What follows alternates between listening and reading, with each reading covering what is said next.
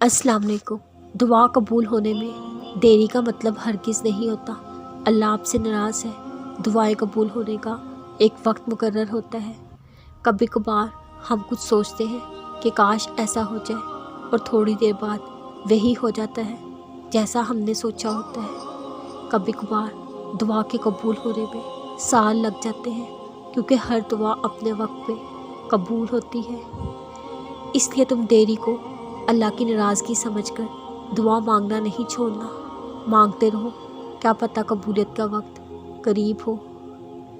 दुआ की तरफ हम खुद नहीं जाते, अल्लाह हमसे दुआ करवाता है।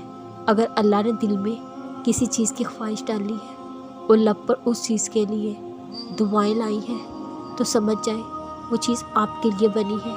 बस आपको सब्र, यकीन, इंतज़ार, आजमाइश से गुजर कर वहाँ पहुँचना है।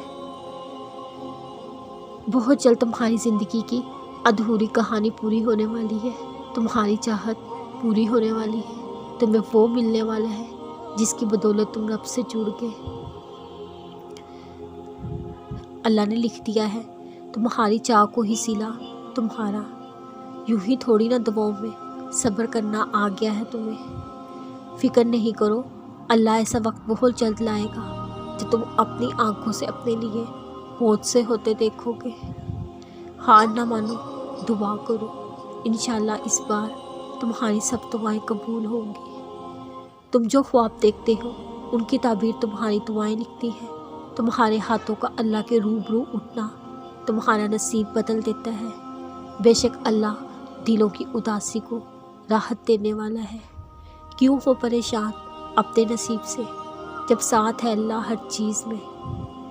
टूटे दिल जब अल्लाह के सामने रो पड़ते हैं तो यकीन जानो उस वक्त से ही मकाफ़ाते अमल शुरू हो जाता है। दुआएं नसीब से नहीं बल्कि नसीब दुआओं से बदलता है। तुम इतने यकीन से मांगो, तुम्हारी यकीन के बाद कहानी मौजों की लिखी जाए। अल्लाह से अच्छा गुमान करो, अल्लाह तुम्हारे लिए सब अच्छा करेगा। अल्लाह तो तुम्हारे दिल में रहता है, फिर वो तुम्हारे दिल की आवाज़ को कैसे ना समझेगा। उससे मांगो, वो देने वाला है, ज़रूर देगा। हो सकता है एक चीज़ तुम्हें पसंद हो, वही तुम्हारे लिए बुरी हो। अल्लाह जानता है, तुम नहीं जानते। सब बेहतर नहीं बेहतरीन होगा। तुम अल्लाह पर तवक्कल रखो। हो सकता है जो कहानी अधूरी रह गई थी उसका मुकम्मल होना एक और दुआ के बाद लिखा हो।